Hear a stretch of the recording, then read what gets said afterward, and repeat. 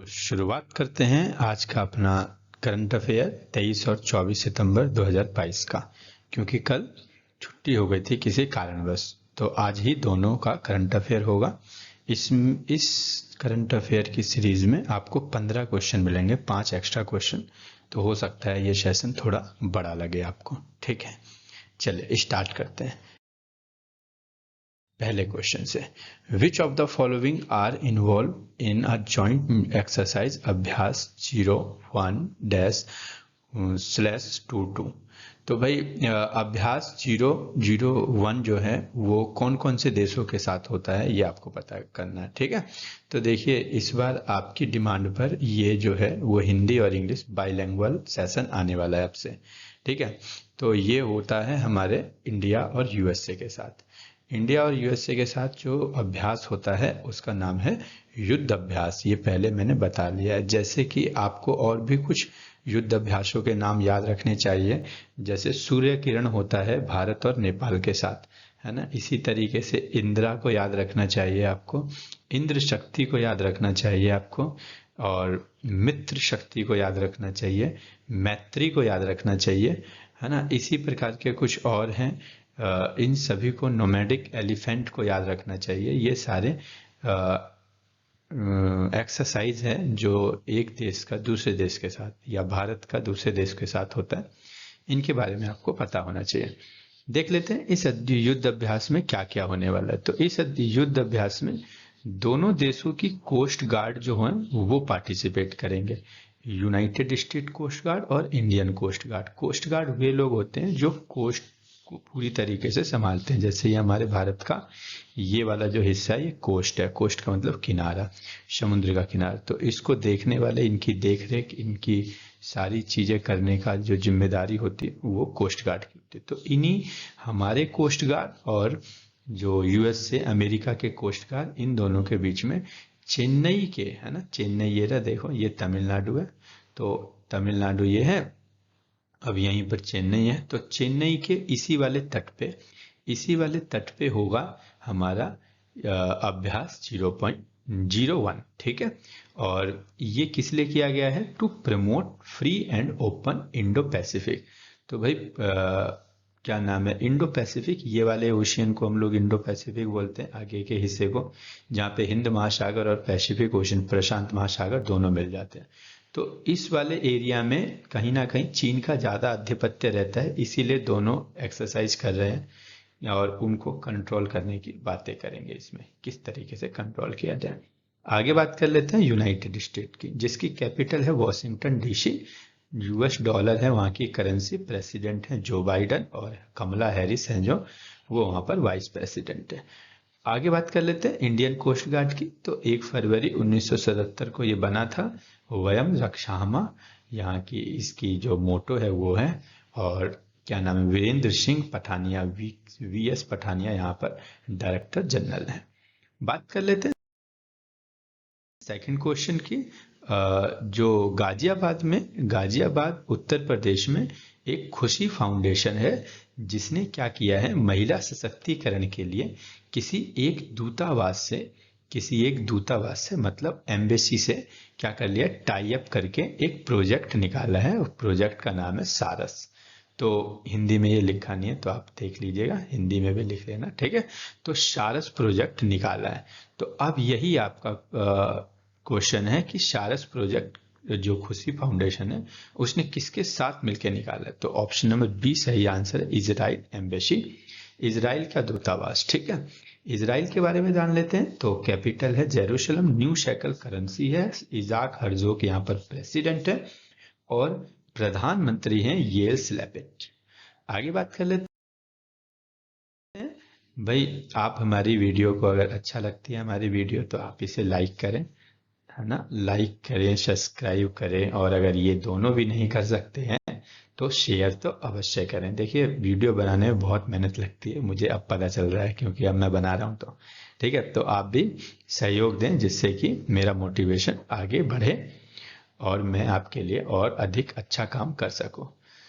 और क्या नाम है, अगर कुछ लगता है, कुछ सुझाव है आपके पास, तो कमेंट बॉक्स में अपना सुझाव दें, और press the bell icon, bell icon को जब दबाना कभी ना भूलें, जिससे कि सबसे पहली नोटिफिकेशन आप तक पहुंचे हमारी सभी वीडियो की। आगे बात कर लेते हैं। According to the Global Wealth Report 2022, the credit issue by which following year of the number of millionaire in the Indian become double। तो भाई क्या नाम है, जो ग्लोबल वेल्थ रिपोर्ट है, क्रेडिट स्यू जो है, देखो क्रेडिट स्विस जो है वो एक संस्था है जिसने एक रिपोर्ट जारी करी है, वो है ग्लोबल वेल्थ रिपोर्ट 2022। और इस रिपोर्ट के अकॉर्डिंग कब तक भारत में करोड़पतियों की संख्या दुगनी हो जाएगी, ये आपको बताना है। तो आपका ऑप्शन बी जो है, ऑप्शन नंबर बी 2026 तक हमारे भारत में करोड़पतियों की संख्या दुगनी हो जाएगी। और भी बहुत सारी बातें बोली है इस रिपोर्ट में, जैसे कि बोल रखा है कि पूरी दुनिया में जो 2021 से 9.8% जो वेल्थ है, टोटल वेल्थ है पूरी दुनिया की, वो बढ़ी है। ठीक है, और बोल रखा है कि नंबर ऑफ मिलेनियर जो है 2021 में जो थे वो इतने थे 7,96,000, और अब वो 26 में वो कितने हो जाएंगे, 1.6 मिलियन हो जाएंगे। ठीक है, तो आप खुद देख सकते हैं। ठीक है, और इन्होंने एक लिस्ट जारी करी है, वर्ल्ड मिलेनियर लिस्ट, उसमें बता रखा है कौन से देश में सबसे ज्यादा मिलेनियर्स हैं, मतलब करोड़पति हैं। तो उसमें सब टॉप पे तो भाई यूएसए ही आएगा, सेकंड नंबर पे चाइना, वो सबको पता है, थर्ड नंबर पे कनाडा, और फोर्थ नंबर पे हमारा भारत आया है। ठीक है, तो आप देखें भारत भी बहुत सारे लोगों से आगे है, तो ये हमारे लिए अच्छी बात है। ठीक है, चलिए, लेकिन हमको अभी यहाँ पे पहुंचना है। ठीक है, यहाँ पे पहुंचना है। ठीक है, इन सभी को अपने काम पे लगाना है। ठीक है, चलो बाद में देखते हैं कि बिल और मिलिंडा गेट्स फाउंडेशन ने अभी दिए हैं ग्लोबल गोल्स अवार्ड। तो वो कौन सी इंडियन पर्सनालिटी को उन्होंने अभी अभी दिया है? तो भाई ग्लोबल गोल्स अवार्ड तो चारों को ही दिए गए हैं, लेकिन इसमें से इंडियन पर्सनालिटी ऑप्शन नंबर ए जो है डॉक्टर राधिका बत्रा है। वो तो आपको नाम से ही पता चल रहा होगा।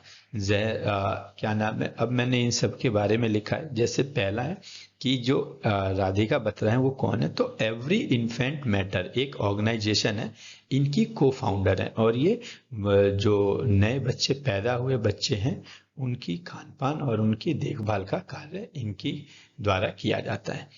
आगे बात करते हैं, ये जो हमारे जहरा जोया हैं ये अफगानिस्तान से हैं। ठीक है, वेनेशा नकाटे जो है वो युगांडा से हैं, और उर्सुला वॉन्डेर ये जो है वो जर्मनी से। इन चारों को ही जो है ग्लोबल गोल्स अवार्ड दिया है बिल और मिलिंडा गेट्स ने। बिल गेट्स की ये एक फाउंडेशन है, ऑर्गेनाइजेशन है, और उनकी वाइफ है मिलिंडा गेट्स। आगे बात कर लेते हैं, एडीबी फोरकास्ट है ना, एडीबी ने क्या किया है, हमारी ग्रोथ को 2000 फाइनेंशियल ईयर 2023 के लिए बोला है कि इनकी जो ग्रोथ हो जाएगी वो कम हो जाएगी। तो घटा करके कितना कर दिया है? तो भाई देखो, जो क्या नाम है, एडीबी है, एशियन डेवलपमेंट बैंक, जिसका हेडक्वार्टर मनीला फिलीपींस में, उसने ना पहले बोला था कि भारत की जो ग्रोथ रहने वाली है 2000 फाइनेंशियल ईयर 2023 में, 2023 में वो 7.2 रहने वाली है। लेकिन उसके बाद इनको कुछ पता नहीं क्या खुजली हुई और उनके बाद इन्होंने इसको 7.0% कर दिया। ठीक है, मतलब अब बोला है उन्होंने कि भाई हम अपने आप को सुधारते हैं और जो ग्रोथ होगी वो 7.0% होगी। तो अब भाई इनका मैटर है, इन्होंने कुछ चीजें देख करके किया होगा ऐसा। देखते हैं भाई, हमारे भारत में भी कम थोड़ी ना, हाँ बहुत चमत्कारी लोग हैं। तुम कुछ भी करते रहो, ग्रोथ तो होगी होगी, है ना, कोई सी भी रिपोर्ट दो। चलो कोई नहीं, अब देख लेते हैं एशियन डेवलपमेंट। 19 दिसंबर 1966 में इसका फॉर्मेशन हुआ। फिलीपींस में इसका हेडक्वार्टर है और 68 है यहाँ पर मेंबर स्टेट। आगे बात कर लेते हैं, हु हैज अपॉइंट। देखो पीएम केयर है, पीएम केयर के लिए पीएम केयर फंड है, उनके लिए ट्रस्टी को चुना गया है। तो इनमें से किन को चुना गया है? ट्रस्टी। तो भाई देखिए ट्रस्टी क्या होता है, जैसे पीएम केयर है क्या, पीएम केयर फंड, तो ये एक क्या नाम है, फंड है जिसमें सभी जो बड़े बड़े लोग हैं और जिनके पास पैसे अपनी ज़रूरत से ज़्यादा हैं वो इन्हें फंड देते हैं, मतलब दान देते हैं, और फिर यही दान यूज किया जाता है अलग अलग तरीके के लोगों की मदद करने के लिए। ठीक है, तो इसके लिए ट्रस्टी को चुना गया है। तो वो ट्रस्टी कौन है? तो भाई रतन टाटा जी भी ट्रस्टी को चुना गया। केटी थॉमस जी जो हैं वो फॉर्मर जस्टिस हैं, सुप्रीम कोर्ट के पहले जज रह चुके, और करिया मुंडा जो हैं स्पीकर रह चुके, डिप्टी स्पीकर रह चुके लोकसभा के पहले। तो इन तीनों को ही चुना गया है। तो ऑप्शन नंबर डी जो है आपका सही आंसर होगा। दोनों को ही तीनों को ही ट्रस्टी के रूप में चुना गया है। और रतन टाटा जी के बारे में तो बताना बिल्कुल बेकार सी बात होगी, क्योंकि इनके बारे में अगर नहीं पता और आप भारतीय हैं तो ये बहुत शर्मिंदगी की बात है। इनके बारे में तो सभी को मालूम होगा। बहुत ही अच्छे, बहुत ही दिलदार और बहुत ही अमीर इंसान, हमारे देश की आन बान शान रतन टाटा जी। आगे बात कर लेते हैं हम लोग। हु हैज रिसेंटली लॉन्च, तो इनमें से कौन सा ऐसे मंत्री हैं जिन्होंने अभी स्केल ऐप को लॉन्च किया है? किसके लिए? तो skill development in leather sector. तो लेदर सेक्टर में स्किल, कौशल विकास के लिए। लेदर जानते हैं आप लोग, चमड़ा। तो चमड़ा क्षेत्र में कौशल विकास के लिए स्केल ऐप लॉन्च किया है। तो ऐसा किसने किया है? तो भाई देख लेते हैं, पहले मंत्रालय देख लो, आपको खुद मालूम चल जाएगा किसने किया हो सकता है। तो भाई देखो, जो पीयूष मंत्री हैं वो क्या नाम है, कॉमर्स एंड इंडस्ट्री हैं, और कंज्यूमर अफेयर हैं, food and public distribution and textile minister है। तो ये सारी मिनिस्ट्री जो है इनके पास है, 1 2 3 और ये चार मिनिस्ट्री इनके पास है। धर्मेंद्र प्रधान जी जो हैं वो आपको पता ही एजुकेशन मिनिस्टर हैं और स्किल डेवलपमेंट एंड एंटरप्रेन्योरशिप के मंत्री हैं ये। प्रहलाद जोशी जो हैं वो कौन है? तो पार्लियामेंट्री अफेयर्स, संसदीय विवाद जो भी है, कोयला मंत्री यही है, और माइंस मिनिस्ट्री भी इन्हीं के पास है। और अगर बात कर लेते हैं नारायण तातू राणे, तो ये एमएसएमई मिनिस्टर है ना, micro small and medium enterprises के मिनिस्टर जो है वो है नारायण तातू राणे। तो भाई स्किल यहीं पर आया हुआ है, देखिए स्किल वर्ड यहीं पर है, तो इन्होंने ही किया होगा। तो यही है आपका आप सही answer, option number B, Dharmendra Pradhan ji ने चमड़ा क्षेत्र के कौशल के लिए स्केल ऐप लॉन्च किया है। आगे बात कर लेते हैं पद्मश्री अवार्ड जो है, अवार्डी जो है रामचंद्र यातना शुक्ल जी जो है, ये इनका भी 90 वर्ष की उम्र में, 90 वर्ष की उम्र में निधन हो गया। ये कौन से क्षेत्र में पारंगत थे या विश्व प्रसिद्ध थे? तो भाई आपके ऑप्शन में जो ऑप्शन नंबर ए है, संस्कृत स्कॉलर, तो ये एक संस्कृत के विद्वान थे, और इनके बारे में थोड़ी सी और जानकारी ले लेते हैं। तो भाई वैसे तो क्या नाम है, ये पूरी जानकारी नहीं हो सकती एक स्लाइड में, इसके लिए इन्होंने जो काम किए हैं वो बहुत ही ज़्यादा बड़े हैं, उनको किसी एक स्लाइड में नहीं बताया जा सकता, बहुत बड़ी काम किए इन्होंने। लेकिन फिर भी कोशिश करते हैं इनके बारे में थोड़ा बताने की।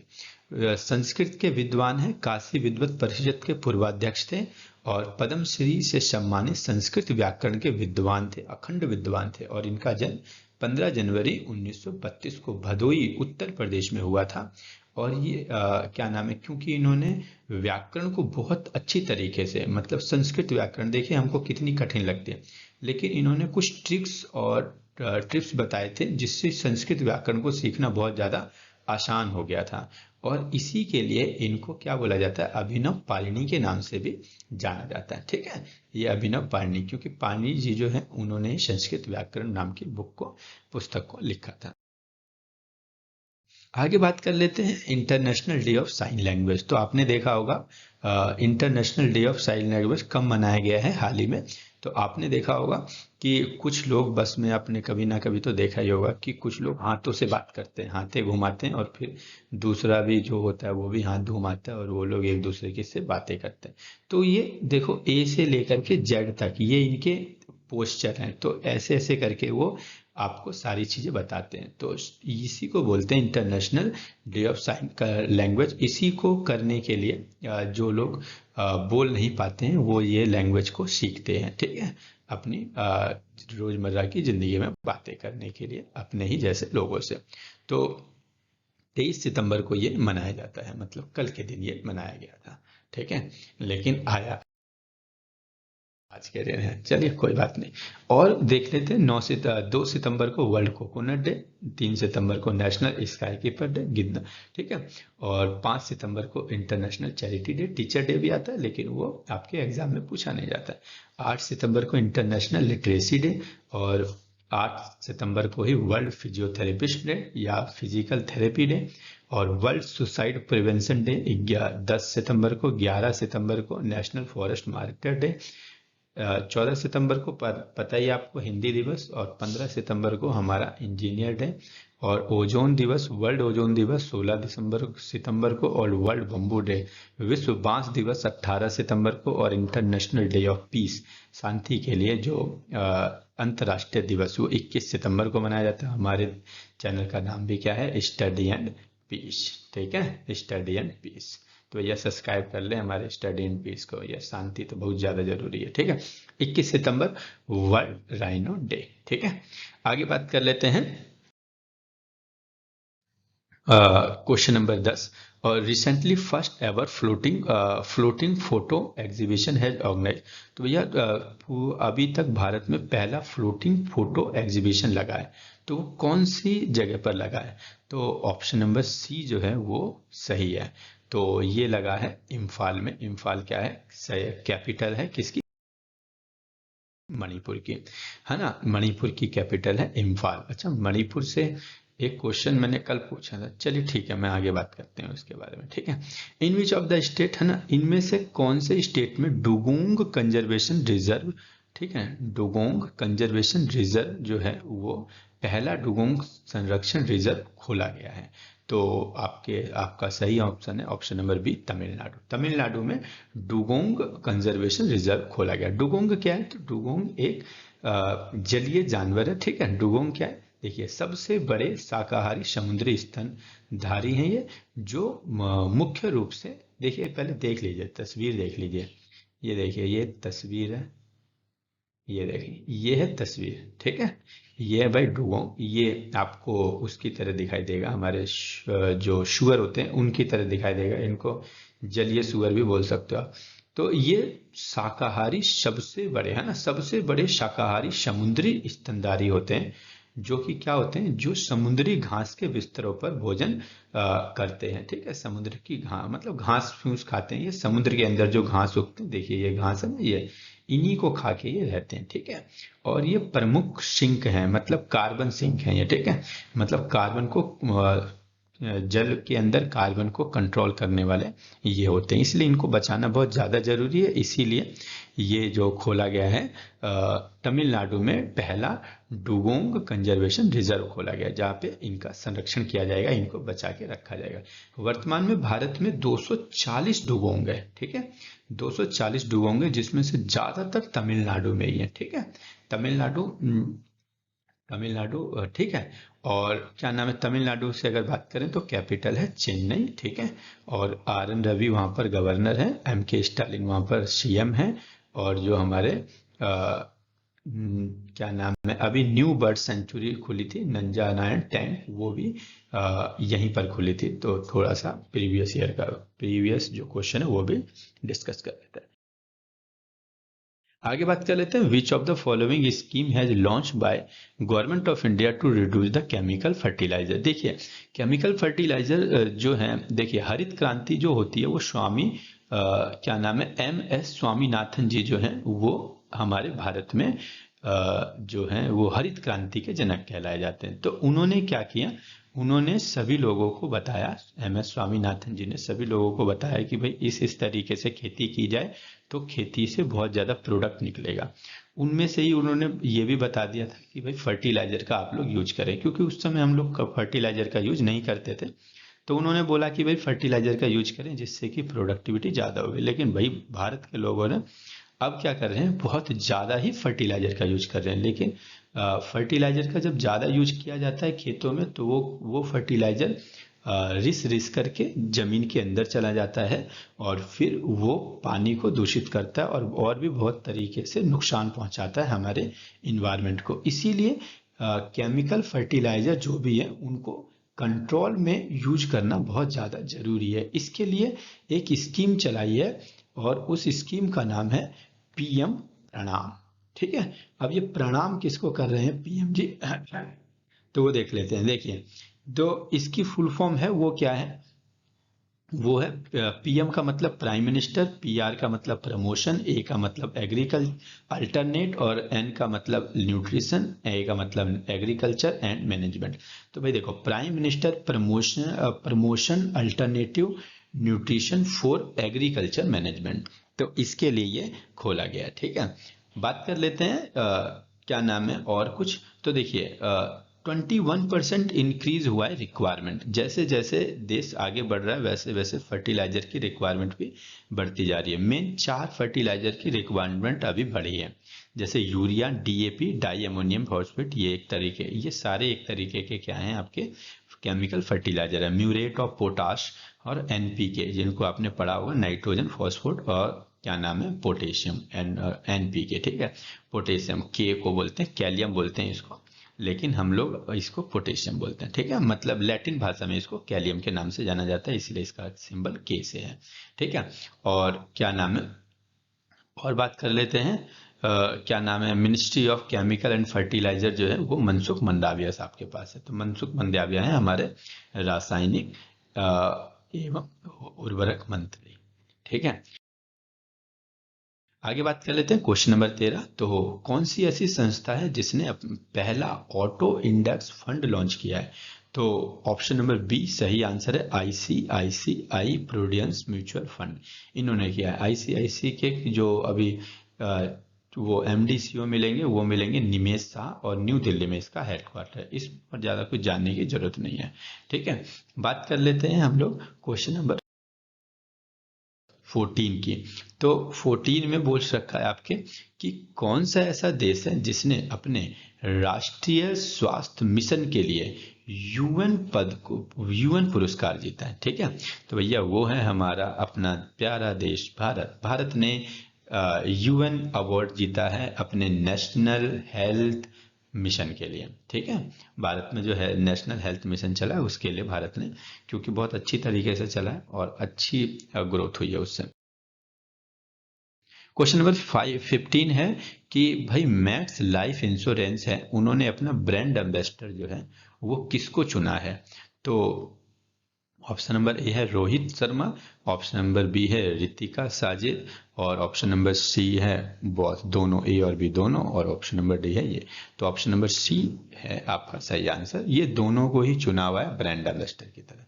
आगे बात कर लेते हैं कल के क्वेश्चन की एक। ठीक है, देखो कल मैंने एक क्वेश्चन पूछा था आपको, मुख्यमंत्री द हैसी पोर्टल जो है वो किसने लॉन्च किया? तो मैंने आपको बता दिया था नागालैंड उसका सही आंसर, लेकिन ये गलत है। ठीक है, मैंने इसमें जो ऑप्शन ही नहीं दिया था, ऑप्शन था मणिपुर। ठीक है, तो इसका सही आंसर है मणिपुर। ठीक है, मणिपुर इसका सही आंसर है, और इम्फाल इसकी कैपिटल है। ला गणेशन यहाँ पे राज्यपाल है, एन बीरेन सिंह, इन्होंने ये लॉन्च किया है।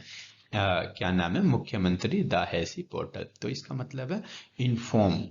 हैसी का मतलब होता है जो इनकी लैंग्वेज है हैसी, उसमें हैसी का मतलब होता है इन्फॉर्म करना। ठीक है, या कुछ बताना। तो इस पोर्टल के माध्यम से जो आम जनता है वो सीधे सीधे सीएम साहब से, एन बीरेन सिंह से बातें कर सकती है, अपनी प्रॉब्लम बता सकती है। आगे बात कर लेते हैं आपका ये क्वेश्चन, नो बैग डे कौन से राज्य में अभी मनाया गया? ठीक है, अगर आपको हमारी वीडियो पसंद आती है तो इसको लाइक करें, है ना, और सब्सक्राइब करें और शेयर करें। ठीक है, ये सब करें, और अगर कोई सुझाव देना चाहते हैं तो कमेंट बॉक्स आपके लिए खुला हुआ है, और आप इस क्वेश्चन का जवाब जरूर से लिखें, क्योंकि जब भी आप एक बार इसका जवाब लिख देंगे तो वो क्वेश्चन आपको जवाब के साथ याद हो जाता है। और जवाब जब लिखें तो डिटेल में लिखें, कोशिश करें कि जितना ज़्यादा डिटेल में लिख सकें उतना ज़्यादा डिटेल में लिखें, जिससे कि आपको बहुत ज़्यादा चीज़ें याद रहेंगी। ठीक है, तो आज के लिए इतना ही। Thank you for watching this video. धन्यवाद।